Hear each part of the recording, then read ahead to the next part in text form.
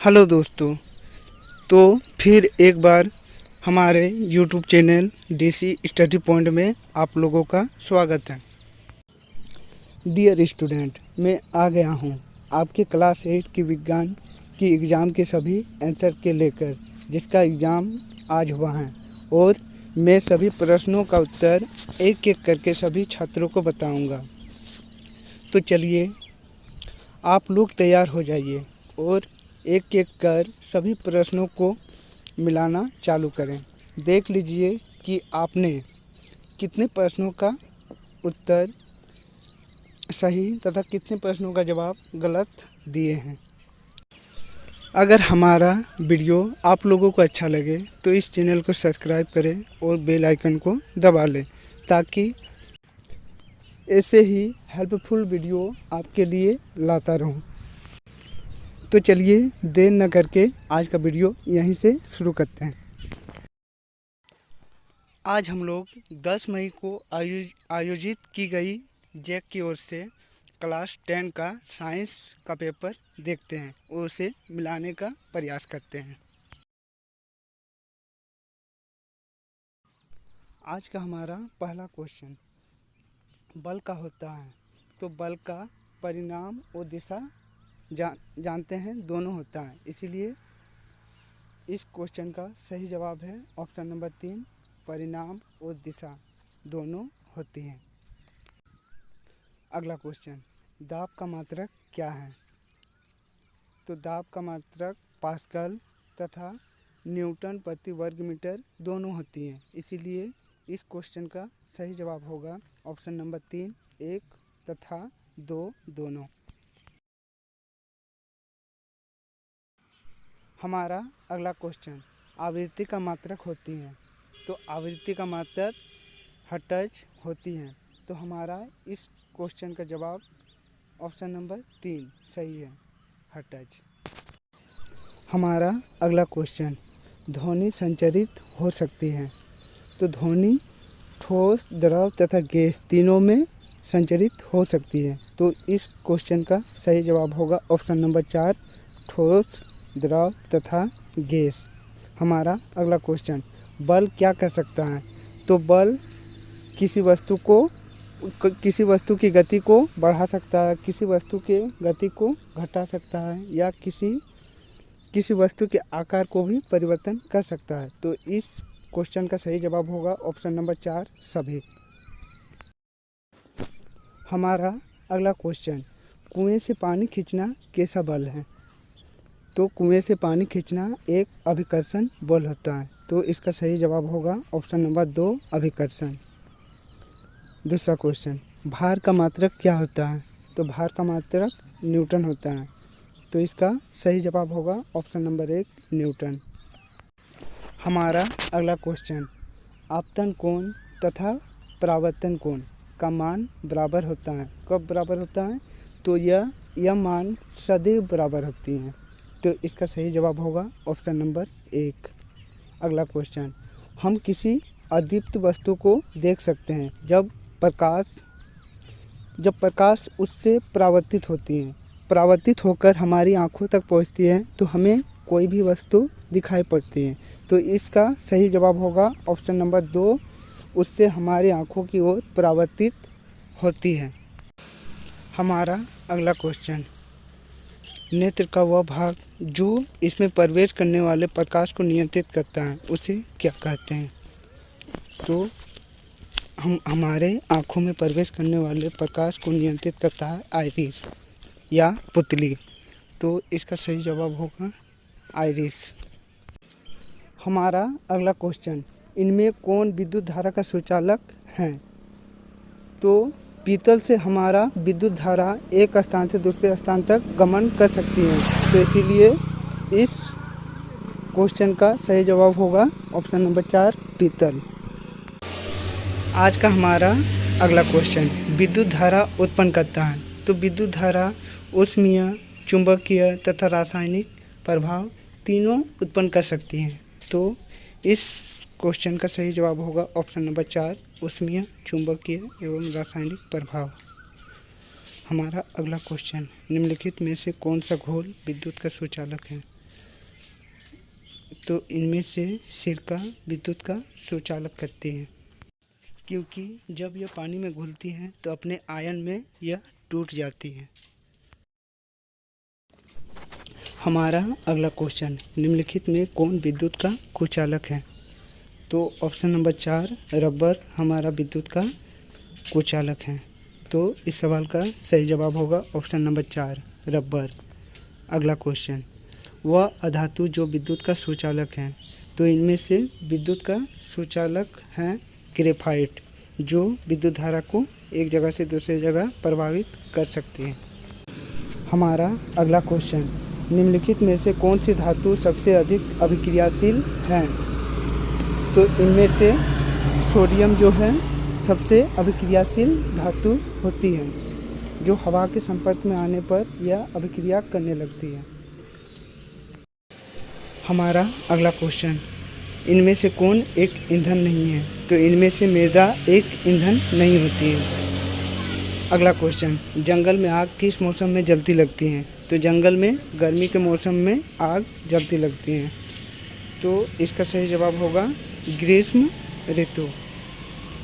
तो option number 2 हमारा इस क्वेश्चन का सही होगा।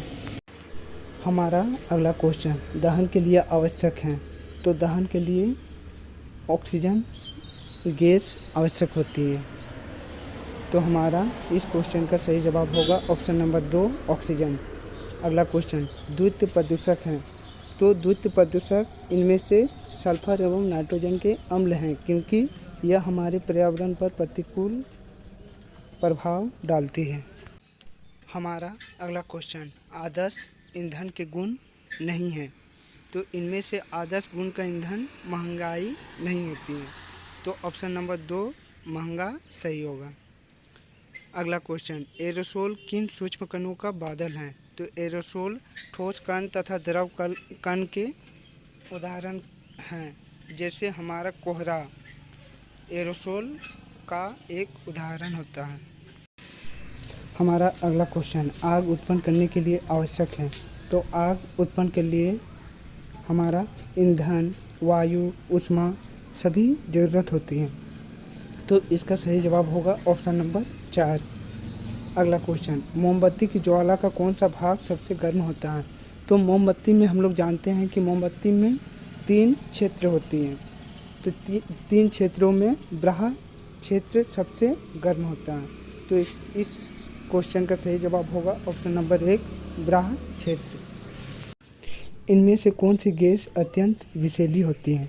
तो इनमें से मीथेन गैस सबसे अधिक विषैली होती हैं। तो इस क्वेश्चन का सही जवाब होगा ऑप्शन नंबर 4 मीथेन। अगला क्वेश्चन, कोशिका का नाम किस जीव वैज्ञानिक ने सर्वप्रथम दिया था? तो इसे रॉबर्ट हुक ने सर्वप्रथम कोशिका नाम दिया था। तो इसका सही जवाब होगा ऑप्शन नंबर 3 रॉबर्ट हुक। आज का हमारा अगला क्वेश्चन, निम्नलिखित में सबसे अधिक छोटी कोशिका होती हैं। किसमें सबसे अधिक कोशिका छोटी होती हैं? तो हमारा अमीबा में सबसे छोटी कोशिका पाई जाती है। तो इसका सही जवाब होगा ऑप्शन नंबर 2 अमीबा।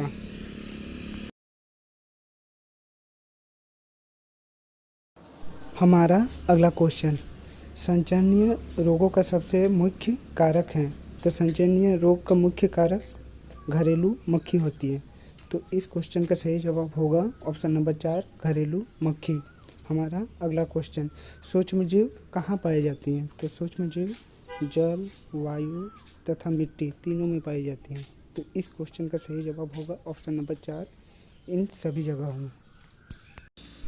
जंतुओं में जनन की कितनी विधियाँ होती हैं? तो जंतुओं में जनन की 2 विधियाँ होती है, लैंगिक जनन तथा अलैंगिक जनन। तो इस क्वेश्चन का सही जवाब होगा ऑप्शन नंबर 1, 2। अगला क्वेश्चन, नर तथा मादा के संलयन क्या कहलाता है? तो नर तथा मादा के संलयन को लैंगिक जनन कहते हैं। तो इसका सही जवाब होगा ऑप्शन नंबर 1 लैंगिक जनन।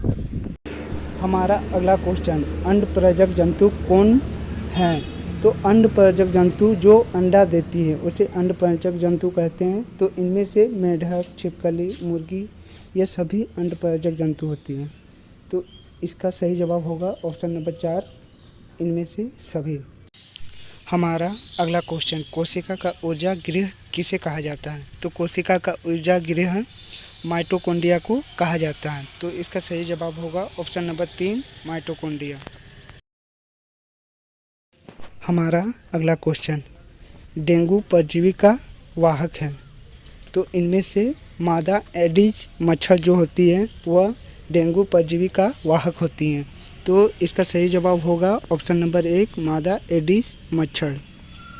अगला क्वेश्चन, स्त्रियों में जनन आयु का प्रारंभ उस समय होता है जब उनके ऋतुस्राव प्रारंभ होती है, या स्तन विकसित होना प्रारंभ होता है, या शारीरिक भार में वृद्धि होने लगता है। तो इसका सही जवाब होगा ऑप्शन नंबर 1, ऋतुस्राव प्रारंभ होता है। हमारा अगला क्वेश्चन, मलेरिया रोग का कारण है। तो मलेरिया रोग का कारण प्रोटोजोआ होता है। तो इसका सही जवाब होगा ऑप्शन नंबर 1, प्रोटोजोआ। अगला क्वेश्चन, स्त्रियों में होने वाले मासिक स्राव की सामान्य अवधि क्या है?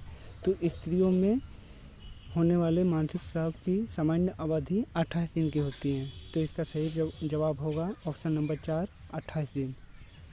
हमारा अगला क्वेश्चन, पादप कोशिका के सबसे बाहरी आवरण को क्या कहा जाता है? तो पादप कोशिका के सबसे बाहरी आवरण को कोशिका भित्ति कहते हैं। तो इसका सही जवाब होगा ऑप्शन नंबर 2, कोशिका भित्ति।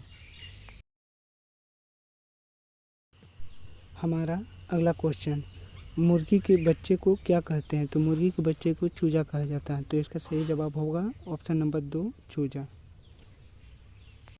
हमारा अगला क्वेश्चन, शुक्राणु कैसे होती हैं? तो शुक्राणु सूक्ष्म होती हैं। तो मेरा इस क्वेश्चन का सही जवाब होगा ऑप्शन नंबर 1, सूक्ष्म। अगला क्वेश्चन, निम्न में से कौन सा आहार किशोर के लिए सर्वोच्च होती है? तो किशोर के लिए रोटी, दाल, सब्जी इत्यादि ऐसे भोजन किशोर के लिए सर्वोच्च होती हैं। तो इसका सही जवाब होगा ऑप्शन नंबर 2, रोटी, दाल और सब्जी। हमारा अगला क्वेश्चन, एड्स किसी संक्रमित व्यक्ति से दूसरे व्यक्ति में किसके जरिए फैल सकता है? तो इसका सही जवाब है मच्छर के काटने से। तो मेरा इस सवाल का सही जवाब होगा ऑप्शन नंबर 4, मच्छर के काटने से। अगला क्वेश्चन, निम्न में कौन सा प्रतिजैविक है? तो इनमें से स्टोमाइसिस एक प्रतिजैविक होती है। तो इसका सही जवाब होगा ऑप्शन नंबर 2, स्टोपोमाइसिस। हमारा अगला क्वेश्चन, ईस्ट का उपयोग निम्नलिखित में से किसके उत्पादन में किया जाता है? तो ईस्ट का उपयोग हम लोग अल्कोहल के उत्पादन में करते हैं। तो इसका सही जवाब होगा ऑप्शन नंबर 2, अल्कोहल। हमारा अगला क्वेश्चन, आत्महत्या का थैला कहलाता है। तो आत्महत्या का थैला लाइसोसोम को कहा जाता है। तो हमारा ऑप्शन नंबर 2 सही होगा। हमारा अगला क्वेश्चन, लड़कियों की अंतःस्रावी ग्रंथियों से हार्मोन उत्सर्जित होती हैं। तो लड़कियों की अंतःस्रावी ग्रंथियों से हार्मोन टेस्टोस्टेरोन उत्सर्जित होती हैं। तो हमारा ऑप्शन नंबर 4 सही होगा। अगला क्वेश्चन, प्रोटीन निर्माण का संश्लेषण होता है। तो प्रोटीन निर्माण का संश्लेषण राइबोसोम में होती है। तो हमारा ऑप्शन नंबर 2, राइबोसोम सही होगा। हमारा अगला क्वेश्चन, हार्मोन क्या है? तो हार्मोन एक रासायनिक पदार्थ होता है। तो ऑप्शन नंबर 2 इसका सही होगा, रासायनिक पदार्थ।